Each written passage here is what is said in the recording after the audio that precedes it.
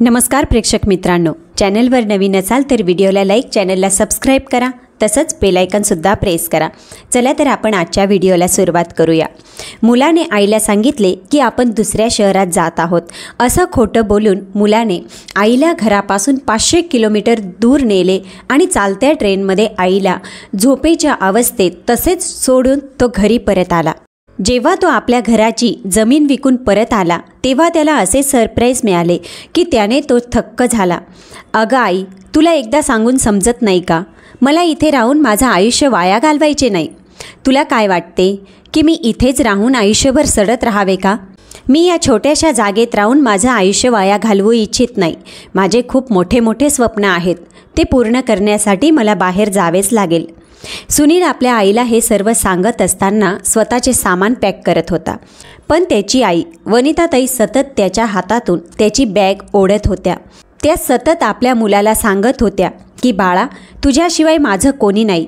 जेव्हा तुझ्या बाबांचा मृत्यू झाला तेव्हापासून तूच तर माझा एकुलता एक आधार आहेस। जर तूच मला सोडून गेलास तर मी कोणाच्या आधारावर जगायचे? माझा थोडा तरी विचार कर। पण त्यांचा मुलगा घर सोडून जाण्यावर ठाम होता।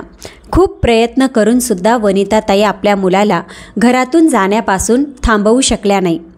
त्यांनी त्याला असे सुद्धा समजावले होते की प्रत्येक जण दुसऱ्या शहरात जाऊनच यशस्वी होतो असे नाही, तू आपल्या शहरात राहून सुद्धा यश मिळवू शकतोस। पुढे त्या असे सुद्धा म्हणाल्या, तुला जर माझे ऐकायचे नसेल तर तू मला तुझ्याबरोबर घेऊन चल। त्यावर त्यांचा मुलगा म्हणाला, दुसऱ्या शहरात अजून माझ्याच राहण्याची व्यवस्था नाही तर मी तुला कुठे घेऊन जाऊ? आता फक्त माझ्या नोकरीची बोलणी झाली आहे, अजूनपर्यंत मला नोकरीसुद्धा मिळालेली नाही। त्यावर वनिताताई म्हणाल्या, बाळा, मी तेच तर म्हणत आहे, तुला तुझी नोकरी अजून पक्की झालेली नाही तर तू तिकडे जात आहेस। तुझी नोकरी तर पक्की होऊ दे, मग मी तुला अडवणार नाही। त्यावर सुनील म्हणाला, या शहरात 2-4 नोकऱ्यांशिवाय जास्त काय आहे? त्यापेक्षा मी तिथे जाऊन ही नोकरी मिळाली नाही तरी दुसरी मिळवू शकतो। आई, काहीही झाले तरी मला तिकडे जाऊनच नोकरी करायची आहे। असं बोलून त्याने वनिताताईंचा हात झटकला आणि आपली बॅग घेऊन घरातून बाहेर पडला। त्याच्या मागे वनिताताई रडत त्याच्याकडे पाहत होत्या, पण त्याने जराही मागे वळून पाहिले नाही। त्या मागून ओरडत होत्या, बाळा, मला सोडून जाऊ नकोस, तुझ्याशिवाय मी मरून जाईल। सुनील गेल्यानंतर कितीतरी तास त्या दारातच बसून रडत होत्या। त्यांचा मुलगा परत आला नाही। त्या कितीतरी तास बसल्यानंतर काही विचार करून त्यांनी आपले अश्रू पुसले आणि त्या घरात गेल्या। आपल्या मुलाला फोन लावून म्हणाल्या, बाळा, तू सुखरूप पोचलास ना? मला तुझी खूप आठवण येत आहे। त्यावर तो म्हणाला, काहीच दिवसांची गोष्ट आहे, हळूहळू तुलासुद्धा एकटीला राहण्याची सवय होईल आणि मी अगदी ठीक आहे, एकदम सुखरूप पोचलो आहे, तू तुझी काळजी घे। एवढं बोलून त्याने फोन कट केला। पूर्ण दिवस वनिताताई अशाच बसून फक्त आपल्या मुलाचा विचार करत असायच्या। त्यांच्या आयुष्यात दुसरे काहीच नव्हते। त्यांचा मुलगा आता दुसऱ्या शहरात राहत होता आणि त्या बिचाऱ्यात फक्त त्याच्याशी फोनवर बोलून खुश होत होत्या। दिवस असेच निघून जात होते। एक दिवस वनिताताईंनी आपल्या मुलाला फोन केला आणि त्याला म्हणाल्या, बाळा, तू एक काम कर, तू इथे येऊन मला पण तुझ्याबरोबर घेऊन जा। आणि राहिली गोष्ट पैशांची, तर मी इथे गावाकडे असलेली थोडीफार जमीन विकते आणि त्यातून जे पैसे मिळतील त्या पैशातून शहरात घर घे आणि तुझी नोकरी कर। त्यामुळे मलासुद्धा एकटीला राहावे लागणार नाही। सुरुवातीला तर त्यांचा मुलगा नकार देत होता, पण नंतर त्याने काही विचार केला आणि म्हणाला, ठीक आहे आई, तू एवढेच म्हणत आहेस तर मी पुढच्या रविवारी घरी येतो, मग मी विचार करतो की जमीन आणि घराचे काय करायचे। पुढच्या रविवारी त्यांचा मुलगा सुनील घरी आला आणि 1-2 प्रॉपर्टी डीलर बरोबर त्याने बोलणे केले। त्यानंतर तो वनिताताईंना म्हणाला, आई, आपण खूपच लवकर आपली प्रॉपर्टी विकत आहोत म्हणून एवढा खास भाव मिळत नाही आहे, पण या 2 प्रॉपर्टींची किंमत लवकर विकूनसुद्धा जेवढी जास्त मिळवता येईल तेवढी आपण मिळवण्याचा प्रयत्न केला आहे। मी प्रॉपर्टी डीलरबरोबर बोलणे केलं आहे, तो उद्याच पार्टीला घेऊन येईल। पुढच्या रविवारपर्यंत सर्व कागदपत्रे तयार करून पैसे आपल्या हातात येतील। आज तो प्रॉपर्टी डीलर काही कारणाने आपल्यासोबत त्या क्लायंटला घेऊन आला नव्हता म्हणून त्याने प्रॉपर्टी पाहिली नाही, पण सोमवारी तर सुनीलला आपल्या नोकरीवर जायचं होतं म्हणून त्याने प्रॉपर्टी डीलरला फोन करून सांगितले होते की तुम्ही घरी जा, माझी आई घरी आहे, ती तुम्हाला आमचे शेत दाखवेल. सोमवारी तो प्रॉपर्टी डीलर आल्याबरोबर वनिताताईंनी त्याला आपले शेत दाखवले, पण घराविषयी काहीच बोलल्या नाही. त्यामुळे तो फक्त शेत पाहून निघून गेला. पुढच्या रविवारी जेव्हा सुनील आला तेव्हा 1-2 दिवसांची तो सुट्टी घेऊन आला होता. त्याने घरी येण्याअगोदरच त्या प्रॉपर्टी डीलरबरोबर बोलणे करून ॲग्रीमेंटचे सर्व पेपर बनवायला सांगितले.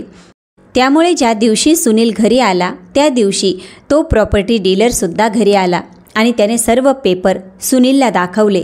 तेव्हा तो म्हणाला, अरे हे तर फक्त शेताचे पेपर आहेत. मी तर तुम्हाला सर्व पेपर तयार करायला सांगितले होते ना. त्यावर तो म्हणाला, मी तुमच्या दोन्ही शेताचे कागदपत्र बनवले आहेत. तुमची शेती रस्त्याच्या बाजूला नाही, तरी मी तुम्हाला चांगली किंमत मिळवून देण्याचा प्रयत्न केला आहे. त्यावर सुनील म्हणाला, हो बरोबर आहे तुमचे, पण मी तुम्हाला या घराचे कागदसुद्धा बनवायला सांगितले होते ना. त्यावर तो माणूस म्हणाला, हे तर मी विसरूनच गेलो, पण ठीक आहे. मी तर असे ऐकले आहे की काही दिवसांमध्ये इकडे आजूबाजूला काही कंपन्या येत आहेत. तुमच्या घराला आता चांगली किंमत मिळणार नाही, पण पुढच्या काही काळात नक्कीच तुमच्या घराला चांगली किंमत येईल. हे ऐकून तो खुश झाला. त्याने जमिनीचा व्यवहार करून पैसे घेतले आणि ते पैसे घेऊन तो निघणारच होता. परंतु त्याने विचार केला, जर आईला इथेच ठेवली तर पुन्हा येऊन मला हे घर विकता येणार नाही. त्यापेक्षा आपण तिला बरोबर घेऊन जाऊया. म्हणून तो आईला म्हणाला, आई तू तुझी बॅग भर, आता आपल्याकडे पैसे आले आहेत, मी तुला बरोबर घेऊन जात आहे. आपल्या मुलाचे असे बोलणे ऐकून वनिताताईंना खूप आनंद झाला. त्यांनी मोठ्या आनंदाने आपली बॅग भरली आणि दोघेही दुसऱ्या शहरात जाण्यासाठी निघाले. घरापासून टॅक्सी पकडून ते रेल्वे स्टेशनपर्यंत पोहोचले आणि मग पुढे रेल्वे स्टेशनला जाऊन त्यांनी मुंबईला जाणारी ट्रेन पकडली. आता ट्रेन चालू झाली होती. खिडकीच्या बाजूला बसून अनिताताई मोठ्या आनंदाने बाहेरचे दृश्य पाहत होत्या. त्या मनातून खूप आनंदी होत्या. आज त्यांचे स्वप्न खऱ्या अर्थाने साकार झाले होते, कारण त्यांना असेच वाटत होते की आपल्या मुलाने आपल्याला त्यांच्याबरोबर घेऊन जावे किंवा मुलाने आपल्याबरोबर गावी राहावे, आणि आज त्यांचा मुलगा त्यांना बरोबर घेऊन जात होता. त्यांना त्यांचे जुने दिवस आठवले, जेव्हा त्यांचे लग्न मदनरावांबरोबर झाले होते. तेव्हा त्या अशाच त्यांच्याबरोबर आपले घरदार सोडून संसार थाटण्यासाठी नव्या ठिकाणी जात होत्या. त्याचप्रमाणे आज त्या सर्व काही सोडून आपल्या मुलाबरोबर नवीन शहरात नवीन घरात राहण्यासाठी जात होत्या. सुनील आपल्या आईकडे पाहतो तर त्याला समजते की आई बाहेरील दृश्य पाहून त्याचा आनंद घेत आहेत. तिला झोप येत नाही, म्हणून तो पैशाची बॅग आपल्या डोक्याखाली घेऊन अप्पर बर्थवर जाऊन झोपी जातो. काही तासांनी तो उठून पाहतो तर त्याची आई जागीच असते.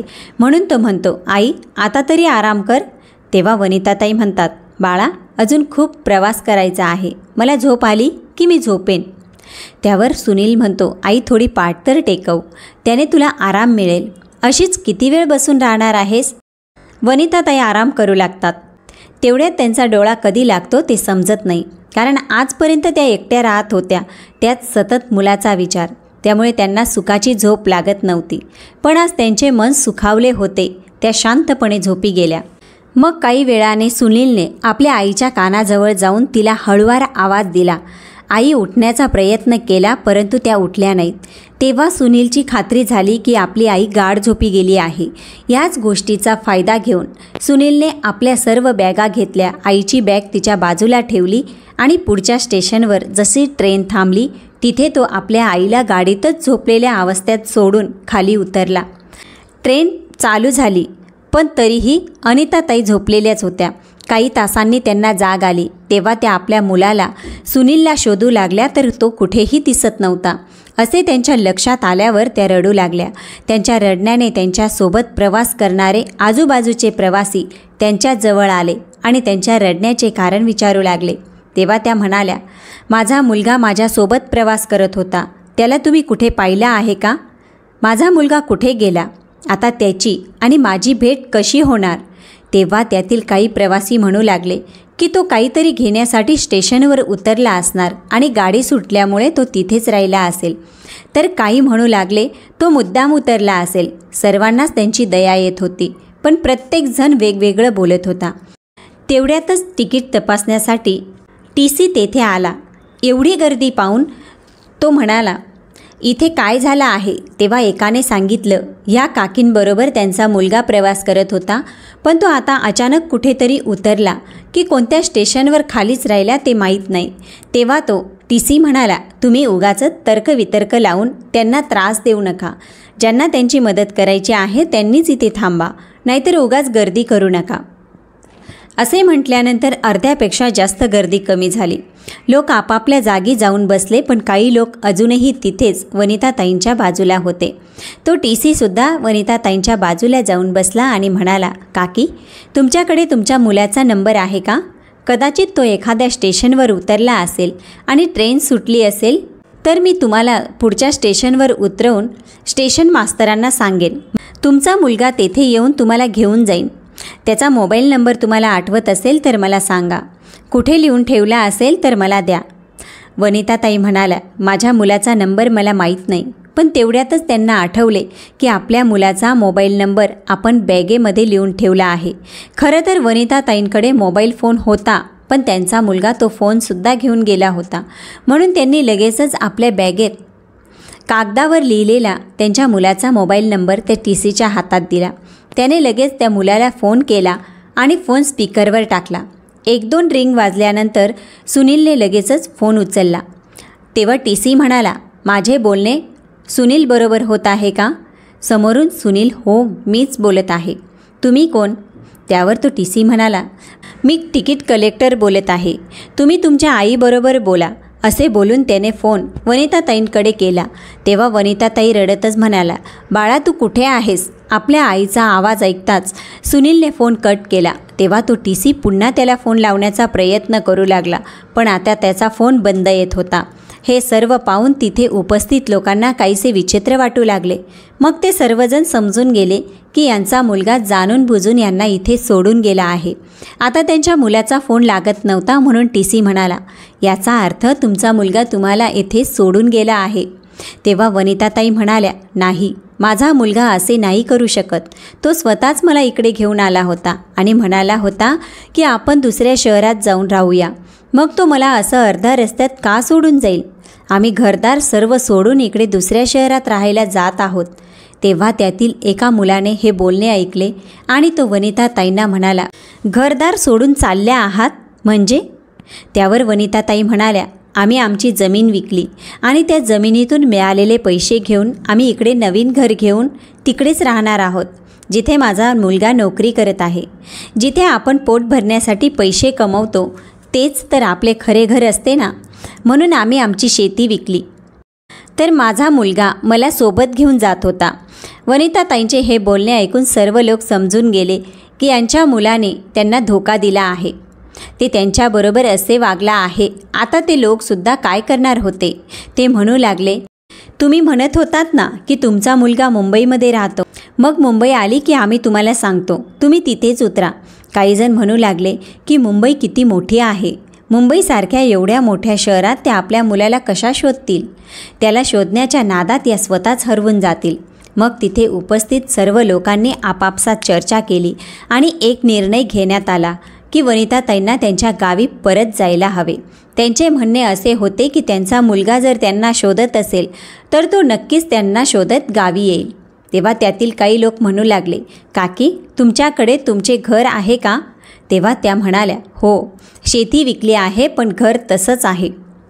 एक माणूस म्हणाला, जर तुमचा मुलगा पैशाचा लालची असेल तर तो ते घर विकण्यासाठी सुद्धा नक्की एकदा गावी येईल.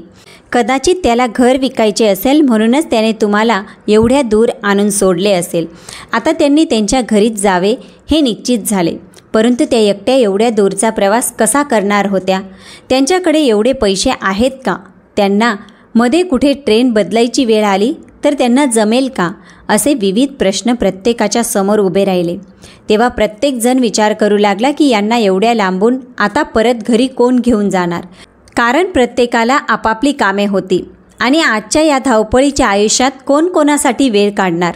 पण म्हणतात ना, आजसुद्धा या मतलबी जगामध्ये काही लोक असे आहेत, ते दुसऱ्याच्या उपयोगी येतात. असाच एक माणूस वनिताताईंना म्हणाला, आम्हीसुद्धा मुंबईला जात आहोत. मुंबईला पोचल्यानंतर आम्ही तुम्हाला तुमच्या गावाकडे जाणाऱ्या ट्रेनमध्ये बसून देऊ. पण आपण मुंबईला पोचल्यानंतर लगेच तुमची ट्रेन असणे गरजेचे आहे, कारण माझ्यासोबत माझी बायको आहे आणि तिची तब्येत बरी नाही, म्हणून मला जास्त वेळ थांबता येणार नाही. त्यावर वनिताताई म्हणाल्या, मुंबई हे खूप मोठे शहर आहे ना, त्यामुळे तिथे खूप साऱ्या ट्रेन असतील. तिथे जर चुकून मी दुसऱ्या ट्रेनमध्ये बसली आणि कुठल्या दुसऱ्या ठिकाणी गेली तर, आणि सर्व काही झाले तरी मी जाणार तरी कशी, कारण माझ्याकडे एक फुटकी कवडीसुद्धा नाही. तेव्हा त्यातीलच एक माणूस 100 रुपये काढून वनिताताईंना देत म्हणाला, आता माझ्याकडे तर एवढेच पैसे आहेत. वनिताताई ते पैसे घेण्यासाठी नकार देऊ लागल्या. त्यावर तो माणूस म्हणाला, अडचणीच्या काळात दुसऱ्याला मदत करणे चांगलेच असते. तुम्ही हे पैसे ठेवा, कमी आहेत पण तुम्हाला उपयोगी पडतील. त्यांनी समजल्यानंतर वनिताताईंनी ते पैसे घेतले. मग तिथे उपस्थित असलेला प्रत्येकजण कोणी 100 रुपये तर कोणी 200 रुपये वनिताताईंना देऊ लागला. अशा प्रकारे त्या आता 1,500 ते 2,000 रुपये जमावले होते. तेवढ्या पैशांमध्ये त्या आरामात आपल्या घरी पोचू शकत होत्या. या सर्व गडबडीत मुंबई कधी आली कोणाला समजलेच नाही. तेव्हा तो मुलगा वनिताताईंना म्हणाला, काकी आता मुंबई आली आहे, आपण इथे उतरूया. ते मुंबईला उतरल्यानंतर त्या मुलाने चौकशी केली. तेव्हा समजले 1 तासाने वनिताताईंच्या गावी जाणारी ट्रेन येणार आहे. तेव्हा त्याने आपल्या आजारी बायकोला आणि वनिताताईंना तिथे बसायला सांगितले. तुम्ही सांभाळून प्रवास करा आणि एक गोष्ट लक्षात ठेवा, प्रवासामध्ये कुणालाही तुमच्यासोबत जे काही घडलं आहे त्याविषयी काहीही सांगू नका, कारण ह्या जगात सर्वच माणसे चांगली असतात असे नाही. तुमच्या लाचारीचा कोणी फायदा घ्यायला नको, म्हणून थोडी हिंमत दाखवा, मग तुम्ही आरामात तुमच्या घरी पोचाल. आणि अजून एक गोष्ट, ज्यांची मुले नसतात ते लोक जगत नाहीत का? मग तो म्हणाला, काकी ट्रेन यायला अजून 30 मिनिटे बाकी आहेत. तुम्हाला वेटिंग रूममध्ये जाऊन फ्रेश व्हायचं असेल तर तुम्ही जाऊन येऊ शकता. प्रवास करून वनिताताईंचं अंगसुद्धा खूप भरून आलं होतं, म्हणून त्या वेटिंग रूममध्ये गेल्या, छानपैकी अंघोळ केली आणि पुन्हा तो मुलगा आणि त्याची बायको तेथे बसले. मग जनरल डब्याच्या त्या गर्दीमध्ये वनिताताई सामील झाल्या. गर्दी एवढी होती की त्या ट्रेनच्या डब्यामध्ये तर चढल्या, पण त्यांना बसायला जागा मिळाली नाही. यांचे उभे राहण्याचे सुद्धा वय एवढे नव्हते, परंतु त्या कशा तरी उभ्याने प्रवास करू लागल्या. काही स्टेशन पुढे गेल्यानंतर त्यांना जागा मिळाली. त्यांच्या मनात सतत विचार चालू होते. एवढ्यातच त्यांना आठवले की ज्या मुलाने आपल्याला ट्रेनमध्ये बसवले त्यांनी आपल्याला फोन करायला सांगितला आहे, म्हणून त्यांनी समोर बसलेल्या मुलाकडे फोन मागितला आणि त्या मुलाने लिहून दिलेल्या नंबरवर फोन केला. त्याला सांगितले की बाळा, मला बसायला जागा मिळाली आहे. तेव्हा तो म्हणाला, तुम्ही निश्चिंत होऊन प्रवास करा, तुमच्या घरी पोचलात की पुन्हा एकदा मला फोन करा. त्यावर वनिताताई म्हणाल्या, हो बाळा, नक्कीच, तू तुझ्या बायकोची काळजी घे. एवढं बोलून त्यांनी फोन ठेवला. मग त्या विचार करू लागल्या, एवढ्या धावपळीच्या आयुष्यात ह्या मुलासारखी सुद्धा मदत करणारी देवासारखी माणसे मिळतात तेव्हा आपल्याला किती आधार वाटतो. जर त्याने आपल्याला मदत केली नसती तर आपण मुंबईसारख्या मोठ्या शहरात कुठे गेलो असतो, कोणाकडे आश्रय मागितला असता. पण आता त्या विचार करू लागल्या की आपल्याला रडून चालणार नाही. जेव्हा आपल्या नवऱ्याचे निधन झाले होते तेव्हा ते दुःख विसरूनसुद्धा आपण कणखर मनाने आयुष्य जगत आलो आहोत. तसेच आपले मन कणखर करून आपल्याला पुढचे आयुष्य जगायला हवे, कारण तेव्हा माझ्या सासरकडील सर्वांनीच माझी साथ सोडली होती, पण मी माझ्या मुलाला त्याचा प्रत्येक हक्क मिळवून दिला होता. त्याच्यासाठी घरसुद्धा घेतले होते. आता आपल्याला तसेच काहीसे करावे लागेल.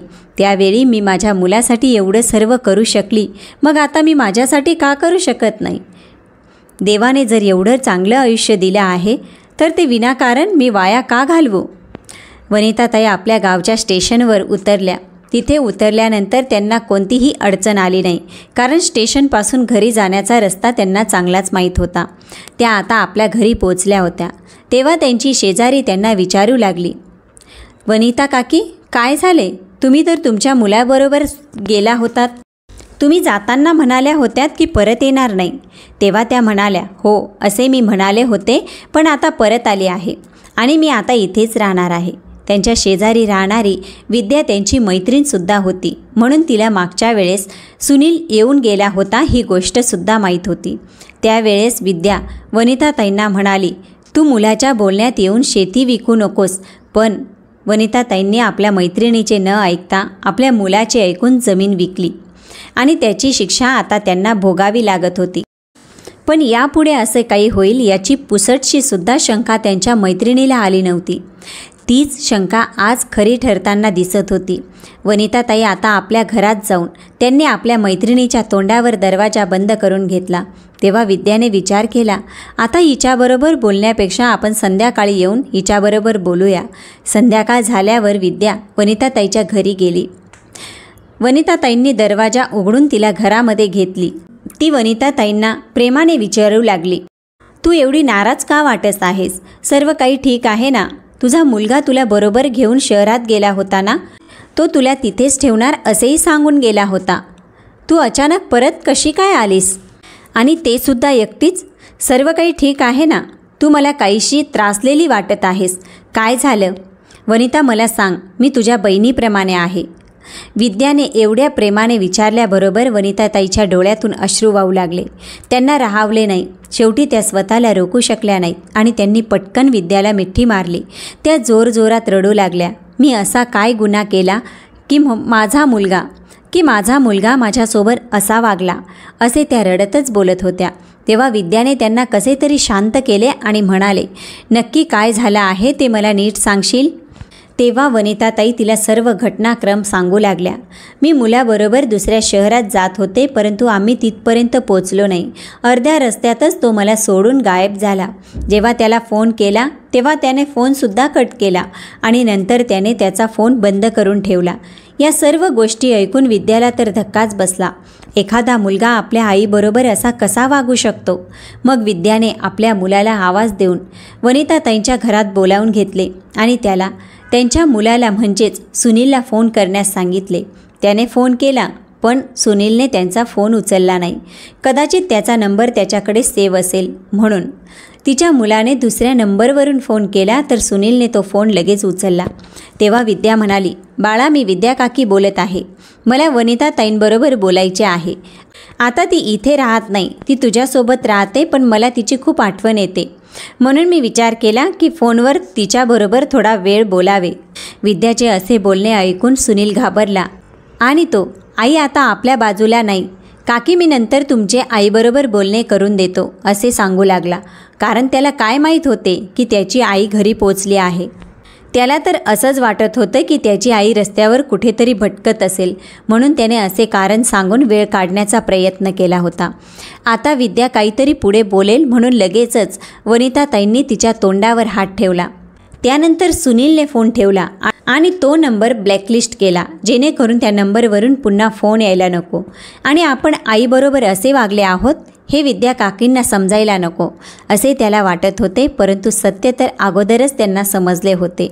तर फोनवर वनिताताईंनी आपल्या मुलाचा आवाज ऐकून त्या पुन्हा भावूक झाल्या आणि रडू लागल्या. कारण काही झाले तरी ते आईचे हृदय होते. पण यावेळी मात्र विद्याने वनिताताईंना समजावले, तू तुझ्या मुलासाठी काय केले नाहीस?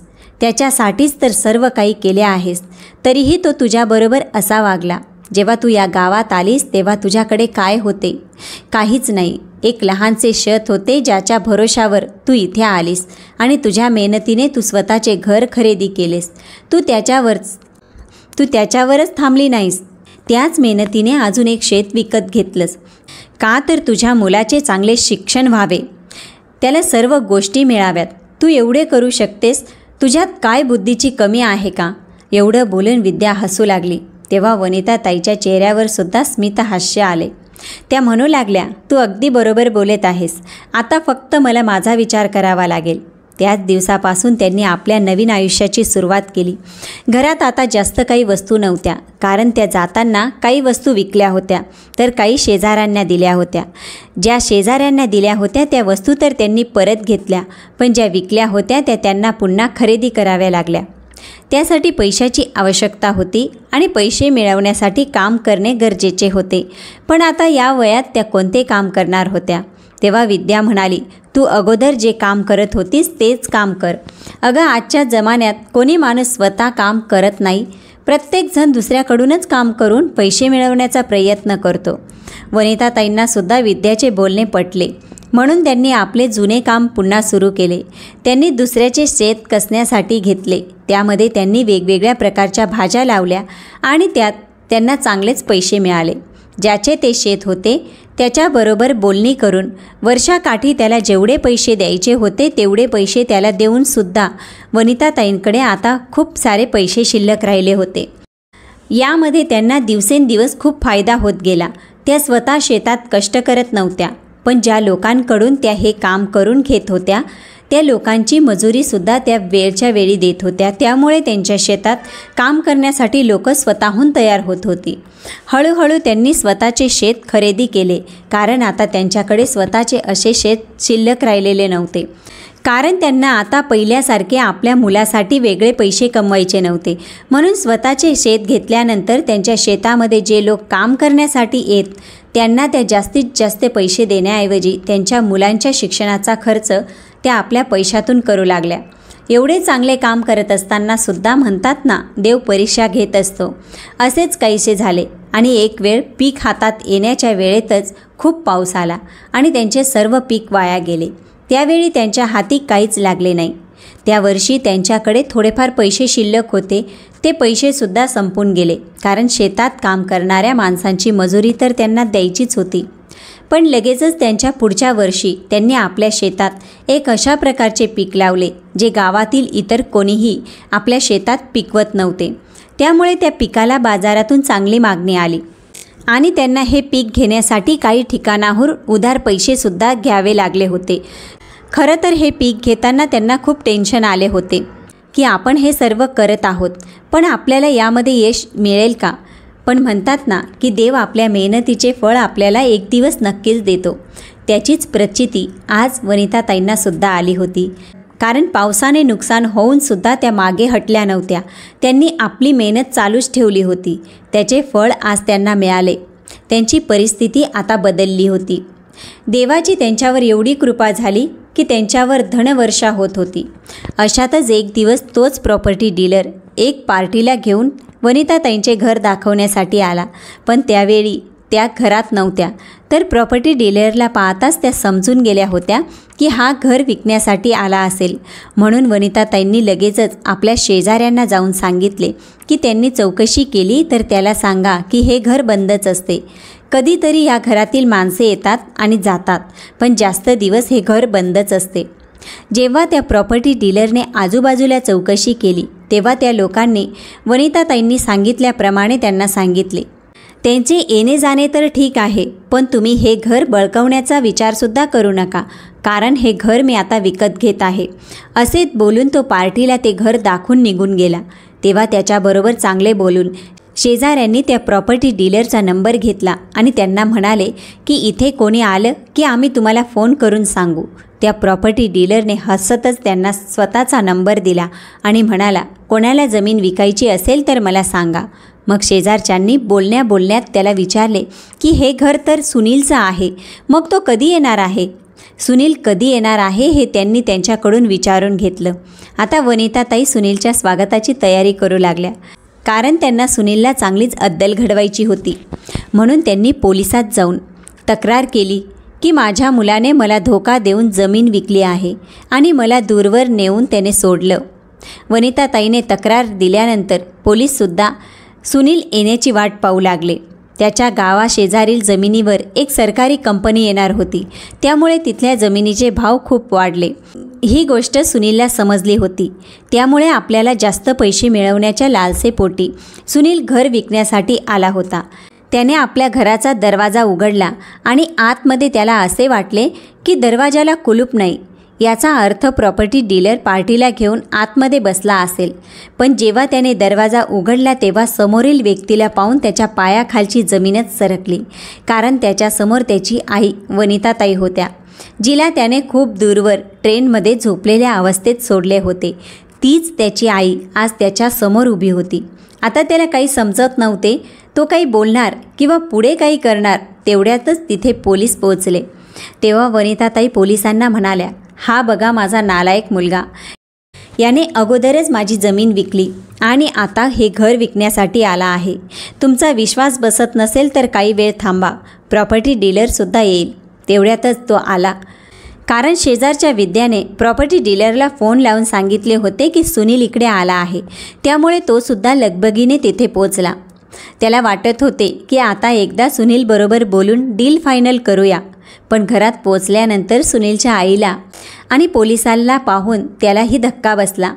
तेवढ्यातच एका पोलिसांनी प्रॉपर्टी डीलरच्या खांद्यावर हात ठेवला आणि म्हणाला, काय रे, इथे का आला आहेस? तेव्हा तो म्हणाला, साहेब, मी हे घर विकण्यासाठी आलो आहे, मी फक्त एक प्रॉपर्टी डीलर आहे। त्यावर पोलीस म्हणाला, अच्छा, मग हे घर कोणाचं आहे? हे घर तर सुनील साहेबांचं आहे, बाकी मला काही माहीत नाही। तेव्हा त्या पोलिसाने त्याच्या खांद्यावरचा हात काढून त्याच्या मानेवर पकडत म्हणाला, तू त्या पेपरवर सही कोणाची होती ते पाहिलं नव्हतं का? तेव्हा आपली मान वाचवत तो म्हणाला, साहेब, त्या पेपरवर सही आईसाहेबांचीच होती, परंतु मी माझे बोलणे तर सुनील साहेबांबरोबर झाले होते, त्याचे एवढेच बोलणे पुरेसे होते। वनिताताई लगेच म्हणाल्या, मी घराच्या पेपर्सवर सही केलेली नाही, हा माझा नालायक मुलगा माझ्याबरोबर असे वागणार आहे असं मला माहीत असते तर मी जमिनीच्या पेपरवर सुद्धा सही केली नसती, हा माझी फसवणूक करत आहे। मग पोलीस सुनीलला विचारू लागले, तू तुझ्या आईच्या संमतीशिवाय हे घर कसे काय विकू शकत होतास? तेव्हा तर सुरुवातीला, नाही साहेब, मी घर नव्हतो विकत, मी फक्त घराची किंमत काढण्यासाठी याला घरी बोलावून घेतलं होतं, असं बोलू लागला। नाही साहेब, मी घर नव्हतो विकत, मी फक्त घराची किंमत काढण्यासाठी याला घरी बोलावून घेतलं होतं, असं बोलू लागला। परंतु त्याच्या बाजूलाच उभ्या असणाऱ्या एका पोलिसांनी त्याच्या एक कानशिळीत मारली। तेव्हा तो पोपटासारखा बोलू लागला, साहेब, मी पैशांच्या लालसेत येऊन आईची खोटी सही करून हे घर विकणार होतो। हे वाक्य बोलताच पोलिसांनी त्याला अटक केली। तेव्हा पोलीस सुनीलला घेऊन जाऊ लागले। तेव्हाच तो आई आई असं ओरडू लागला, हे बघ ना, पोलीस मला तुझ्यासमोर घेऊन जात आहेत आणि तू काहीच बोलत नाहीस, तू फक्त तमाशा पाहत आहेस। तेव्हा आईला ट्रेनमध्ये झोपवून तिला धोका देऊन निघून गेलास, तेव्हा ती तुझी आई नव्हती का? जेव्हा जेव्हा मी तुला फोन करण्याचा प्रयत्न केला तेव्हा तू फोन बंद करून ठेवायचास किंवा फोन कट करायचास, तेव्हा कुठे होती तुझी आई? पैशाचा लालची तू तुझ्यासारखा मुलगा असण्यापेक्षा नसलेलाच बरा। हे जे काही होते सर्व तुझेच तर होते, मी मेल्यानंतर या सर्व गोष्टी तुझ्याच नावावर होणार होत्या, त्यावर तू फक्त तुझाच हक्क राहणार होता, पण नाही, सर्व काही तुला अगोदरच हवं होतं। तू एवढा लालची आहेस की तू मला मारायला सुद्धा कमी केलं नसतंस किंवा तू मला कोणाला विकली सुद्धा असतीस। जेव्हा मी रडत होती, मला तुझी गरज होती, तेव्हा तू माझ्याकडे तोंड फिरवून निघून गेलास, तेव्हा माझे अश्रू तुला दिसले नाही, मग आता तुझे अश्रू मला कसे दिसतील? वनिताताई म्हणाल्या, साहेब, याला आत्ताच्या आत्ता माझ्या नजरेसमोरून घेऊन जा। तेव्हा पोलीस त्याच्यासह त्या प्रॉपर्टी डीलरला सुद्धा घेऊन गेले, कारण तो सुद्धा यामध्ये सामील होता। कारण त्यानेच सुनीलला सांगितले होते की साहेब, तुम्ही कसेही करून तुमच्या आईची सही करा, बाकी सर्व गोष्टी मी बघतो। पोलिसांनी आता त्या दोघांनाही जेलमध्ये टाकले होते, पण प्रॉपर्टी डीलरने माफी मागून, साहेब, मी पुन्हा असे कोणाबरोबरही करणार नाही असे वचन देऊन काही पैसे भरून स्वतःची सुटका करून घेतली। मात्र सुनील आपल्या आईला धोका दिल्यामुळे जेलमध्येच राहिला। त्याने जेलमध्ये असताना कितीतरी वेळा आपल्या आईची माफी मागितली, पण वनिताताईने त्याला माफ केलं नाही, त्याच्या कर्माची शिक्षा त्याला दिली। वनिताताई आता सुखासमाधानाने आयुष्य जगत होत्या। आपल्या मुलाची कमी त्यांना नक्कीच जाणवत आहे, परंतु तरीही त्यांनी आपल्या मुलाला कधीही माफ केले नाही। त्यांच्या शेतावर जे कष्ट करण्यासाठी लोक येत होते, त्यांच्या मुलांचा शिक्षणाचा खर्च वनिताताई उचलत होत्या। आता तीच मुले पुढे मोठी होऊन चांगल्या ठिकाणी नोकरीला लागली। भले ती त्या कष्टकऱ्यांची मुले असतील, पण त्यांच्यावर ज्यांनी उपकार केले त्या वनिताताईंना ते मुलं विसरले नाही, म्हणून अशी असंख्य मुले आज त्यांना स्वतःची आई समजत आहेत। आई अशी साथ घालणारी कितीतरी मुले वनिताताईंना मिळाली, पण सुनीलने आपल्याच वाईट कर्मांनी आई नावाचे छत्र कायमचे गमावले। तर प्रेक्षक मित्रांनो, वनिताताईंनी शेवटपर्यंत सुनीलला माफ केले नाही आणि हा त्यांचा निर्णय योग्य होता का, याविषयी आपले मत काय आहे कॉमेंटमध्ये नक्की सांगा। कथा आवडली असेल तर ओम नमः शिवाय लिहायला विसरू नका। चला तर भेटूया पुढच्या व्हिडिओत।